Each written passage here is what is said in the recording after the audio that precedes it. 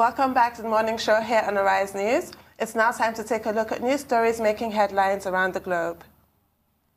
The nation's push to earn more revenue from oil received a major boost on Tuesday as the House of Representatives concurred with the Senate passage of the bill to amend the Deep Offshore and Inland Basin Production Sharing Contract, PSC Act, governing the PSC agreements between the federal government and international oil companies, OICs. The passage of the bill, according to analysts, will provide the federal government further legal backing to pursue the $62 billion claim that it claimed arose as a result of the failure to review the production sharing formula when oil price exceeded $20 per barrel. The approval was based on the recommendations adopted in the report on the bill for an act to amend the Deep Offshore and Inland Basin Production Sharing Contract Act, CAPD3, Laws of the Federation of Nigeria, 2004, and for other related matters. Well, we're going to be having a really in-depth conversation on this subject with Dr. Faweigbe later, so I'll save my comments for that. But just to raise a number of questions. Well, with regard to the production sharing contracts that were signed in 1993, and then the Deep Offshore and Inland Basin Production Sharing contracts that were, signed in 1999. The clause in Section 16 of the Act, because this is where the issue is that, look, once oil price, exceeds $20 per barrel, then, of course, the Nigerian government will get more in terms of, profit oil, while the cost oil, for the IOCs will go down. Now, since these contracts were signed, at no time did the oil price per barrel, at no time did it go below $35. So over the years, Nigeria will seem to have slept on its rights. That's my view, and it's just as well that now, we have the National Assembly getting around to it. The 8th Assembly considered it, but it didn't finish the job. So it will be interesting, it will be nice to see the 9th Assembly trying to get it done. But the question is, yes, we're told Nigeria, once this is sorted out, will gain as much as about $1.4 billion per annum, and that's a lot of money. But how about the $62 billion that we have lost over the years, due again to negligence? But the Nigerian government, of course, went to the Supreme Court, and the Supreme Court ruled, and gave leave for us to, do the needful. But the question is, are we going to get the arrears? Even the persons in charge of the portfolio, they are not too sure that we will get the arrears. The other question that others have raised is that, will this result in a situation whereby maybe the IOCs will decide that, well, because the cost of operating offshore is so much, maybe some of them will leave. There is even one report today indicating that Chevron is trying to, sell off its engagements in Nigeria and move on to concentrate on the shale oil production.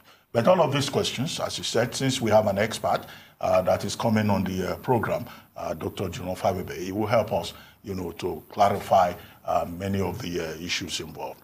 But we hope that, of course, this will not always happen, whereby Nigeria will more or less sleep on its rights and lose money. Absolutely. And I did see that report this morning about Chevron, and I said, wow, this is the ripple effect that we were hoping was not going to happen. But yes, you did raise very valid questions, and when Dr. Faweigbe is on the show, we'll discuss it in more depth, because this is a lot of money to gain and a lot of money already lost. Now, what would you do if you were presented for a $10 billion bill? Of course, you're going to check out. Exactly. There's New Mexico. And there's other interests in America. Honestly. So the House of Representatives in Nigeria has also kicked against Operation Positive Identification, which the Army is scheduled to commence on Friday across the country. The Green Chamber said rather than the Army subjecting Nigerians to treatment meted for conquered persons, the Army should go on the offensive against Boko Haram insurgents. The House Minority Leader, Honorable Ndudi Elumelu, said the planned operation would strip Nigerians of their constitutionally guaranteed freedom of movement. He also argued that such proposed military operation that involves direct contact and regulation of civilians could result in abuse and serious safety issues, especially at this time the country is battling with the scourge of victimization and extradition extrajudicial killings. The House therefore directed the House Committee on Army to liaise with the Chief of Army Staff to develop a pro-people strategy in combating crime before commencing on its operations. I couldn't agree more with Honorable Elumelu. I mean, the army needs to understand its role and its function in society. Yeah. The army is not the police force. It is not Nigerian Immigration Service. The military is supposed to guard Nigeria's territorial integrity and, you know, battle our enemies externally, well, preferably, or the insurgency that's going on in the northeast, which is spreading. They haven't managed to tackle that or curtail that, and they now want to, you know, do more police work on civilians. And we all know that when military and civilians interface, the results are often bloody, tragic. This is a disastrous idea. Well, you're right. I mean, the Nigerian military has been involved in what it calls internal security operations. And some of those operations include what they call Operation Crocodile Smile. Yes. Operation Crocodile Smile 4, you know, has just been launched in the South and the Southwest. Operation Crocodile Smile 3 was so controversial that in parts of the South, particularly in Bayelsa State, the youths trooped to the streets and accused the Nigerian military of violating the right to dignity of, you know, of the human person. And of course, you also have the one they call Operation Egueke 1, Egueke 2, Egueke 3. You know, which also became very controversial in the eastern part of the country. And then you have Operation Positive Identification, which is the one that we're talking about now. And then there's also the Operation Akwatu Mama, you know, in the northwest and the northeast. But the point that you have made is that increasingly we see the military finding one excuse or the other to engage the civilian populace and doing police work. And our position is that when you use the military to do police work, you are bound to come up with a lot of issues as to the you know, as to the rules of engagement and the rights of persons. The military justifies this on the ground that, you know, it's a joint operation with other security agencies, particularly civil defense and the police. But are they trained for internal security operations? They say yes, they are doing training. That is actually mostly a training operation. But, you know, I think we should get to a point whereby we strengthen the police. The federal government has been talking about the police trust fund.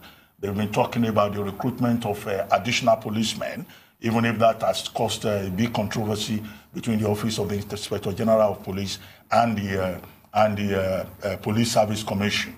Now, to put soldiers on the street, to be asking people for identity cards, I don't think that that is the job of the military. Absolutely exactly. not. You know, I mean, it's not the job of the military to accost the ordinary civilian and say, I want to see your identity card. You know, and we know, of course, that although NIMC, the National Identity Card Management Commission, although it's been very proactive lately, we know that not every Nigerian has the means of identification. Yes. The National Identity Card Project is an ongoing project. I would not like to see a situation whereby soldiers, you know, as you pointed out, leave their core assignment and begin to chase their identity cards on the streets of Nigeria under the guise of trying to know who and who is a Nigerian. Let's go and control the borders and make sure that illegal immigrants do not, you know, enter the country. And if we must check identity, let us find another agency to do it. This is why you need migration commissions. Like, I'm looking at this situation and I'm like, is this even the job of the police to even begin with? To go around harassing citizens for identity cards when you haven't even finished ensuring that all citizens have access to that identity first. As it stands, I mean, I have my slip for my identity card, but I'm still waiting on my identity card to arrive. And that's the same situation that a lot of Nigerians are in right now. Fact of the matter is, yes. I hope you get it. You know, there was a complaint about the color of your hair. Oh, my goodness. And then the passport photo turned out black and white. But I mean, I know we're under-policed. There's one policeman to every 500 citizens now. But this is not the way to go about it. This is scary news, actually, for the populace. And I can't say it in any other way. Yeah, it sounds like an avenue for harassment. Yeah, it is. But why I don't object where the police are involved is that in any other major capital in the world, if you are stopped by the police for any reason, the first thing they do is ask for your ID. Yeah. And then because of that Fisayo Shoyombo expose, where he called himself Ojo Olajumoke and nobody bothered to check. So it's not really a bad idea for if the police have to stop somebody for any reason to ask for their ID. Absolutely. We should start to get into that practice. Exactly. But not a soldier, because that can turn violent. And also make sure quickly. you just get everyone their IDs as well, you know? Exactly. But if not even the national ID card, just some form of ID, we do need to walk around with something. We need to get into that. Yes, we need That's something. a culture that we need to adopt. We need to document Nigerians, yes. Exactly. We also need to know how many we are. Exactly. We don't even know the census, the population. We don't know. We don't know the exact figure. Everybody is working on estimate. Annual growth rate of 3.3%. I haven't heard anybody talking about birth rate, talking about death rate, you know, and then doing the basic arithmetic. Yeah, we have no idea. Yeah. Still in Nigeria, less than 3 weeks to the governorship elections in Bayelsa and Kogi states, the Independent National Electoral Commission, INEC, on Tuesday read the Riot Act to its staff and officials of official parties participating in the polls against misconduct. To guarantee the conduct of all its staff and ad hoc staff deployed in the elections, the commission has directed that they should be placed under official oaths. Besides, the commission is to liaise with the Economic and Financial Crimes Commission, EFCC, and the Independent Corrupt Practices and Other Offences-Related Commissions, ICPC, whose agents will be deployed in polling stations to arrest vote buyers. INEC also reiterated its earlier order prohibiting the use of mobile phones at voting cubicles. At this point, we'll take a short break and we'll be back with more news headlines. Stay with us.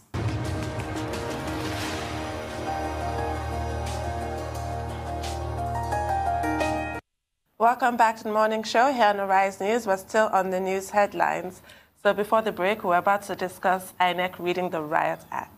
Yes, well, it's in order for INEC, the Electoral Commission, to read the Riot Act.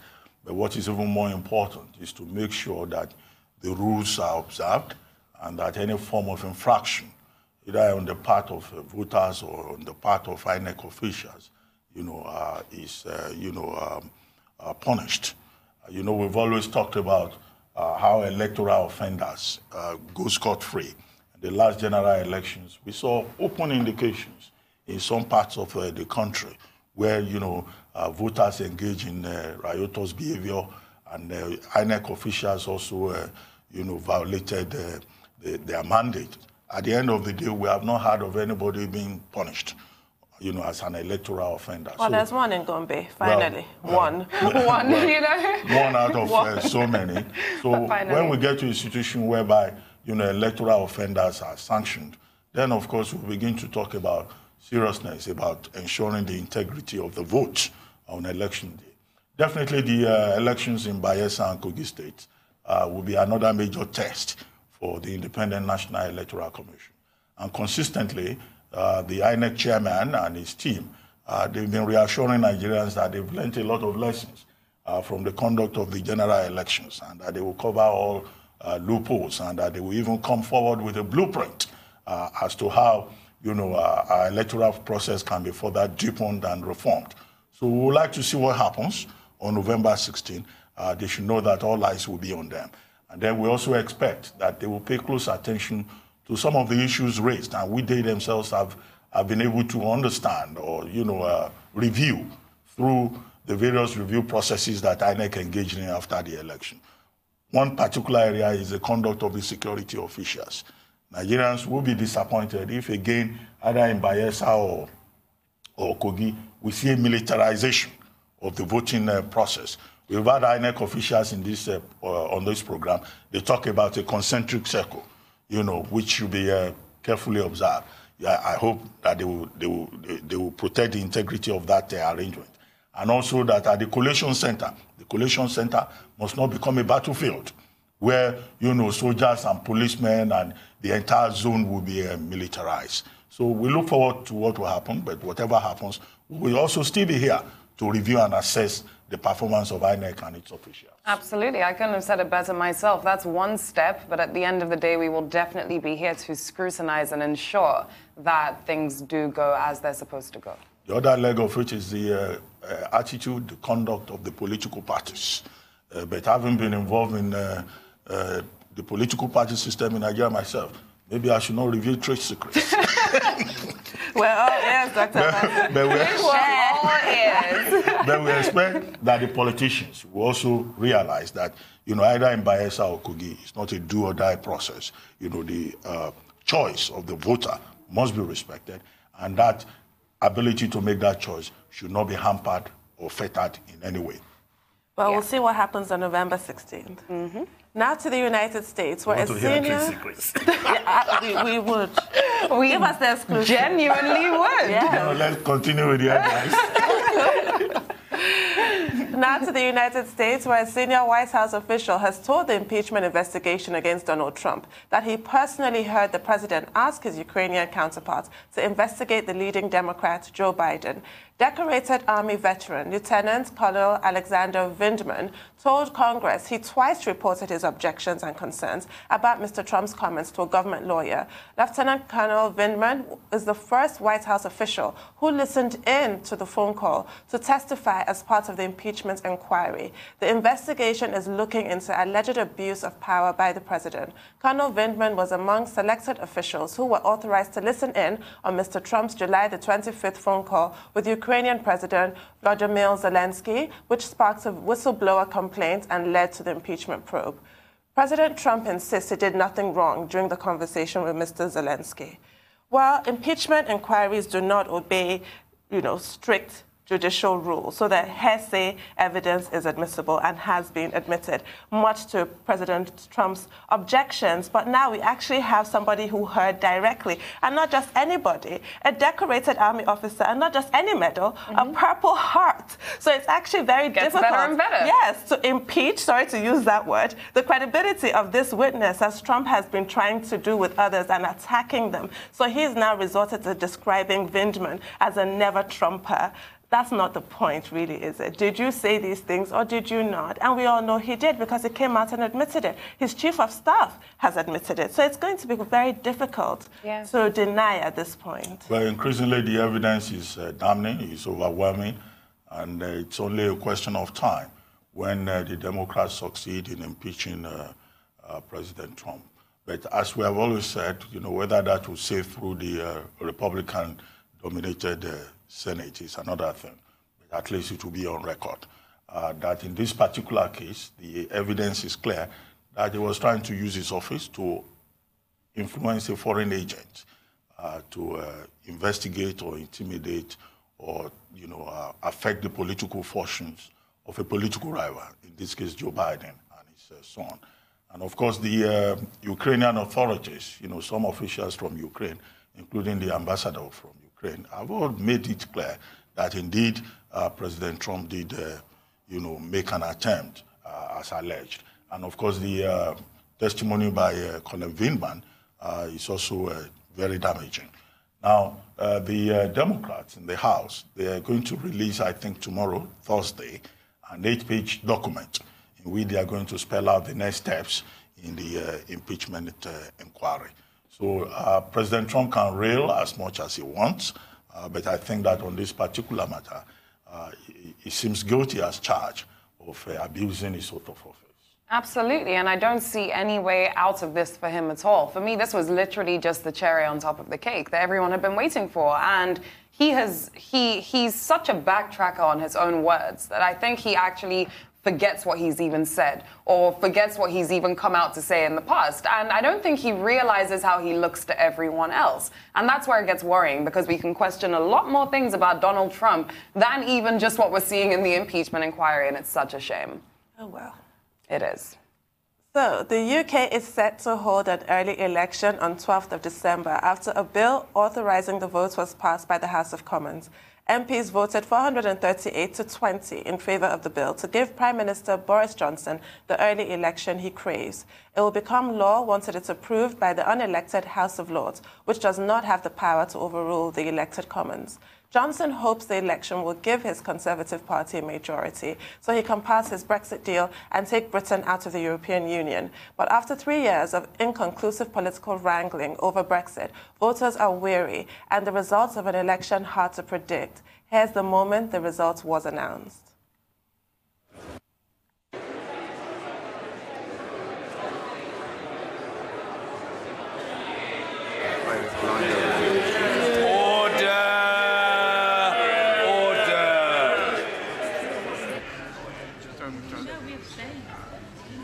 The ayes to the right, 438.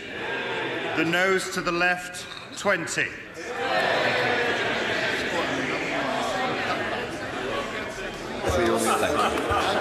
The ayes to the right, 438. The noes to the left, 20. So the ayes have it. The ayes have it. Unlock.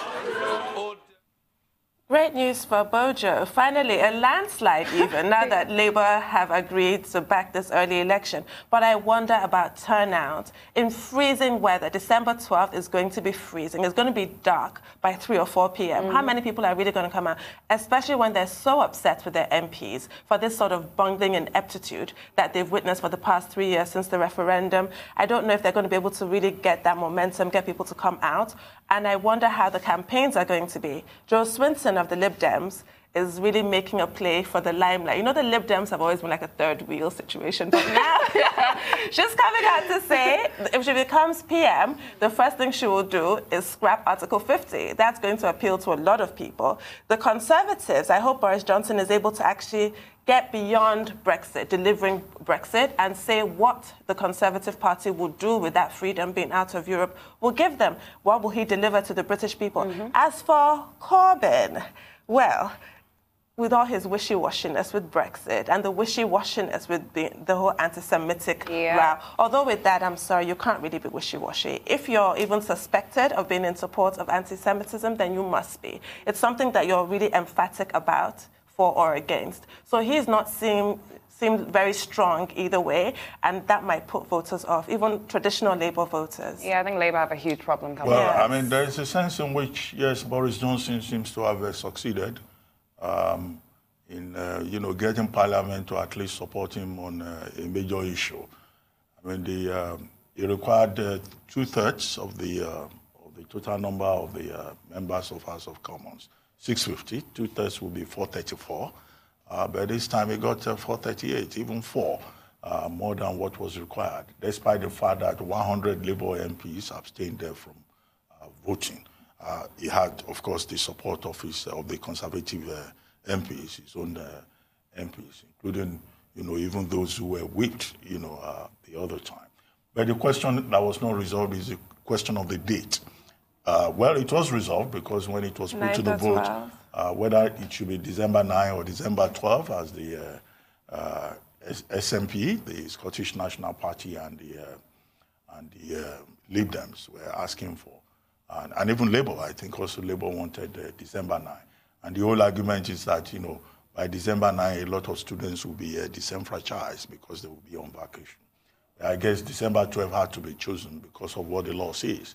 You must have an average of, about 25 days from the, for the election, before the election. So, well, it's a gamble in a sense. Will Boris Johnson be able to hold on to his seat? I think the Conservatives, they have a 10% lead in the polls, and that's about half of the lead that Theresa May had when she called the election. So let's see what happens, but eventually it will be a vote about Brexit.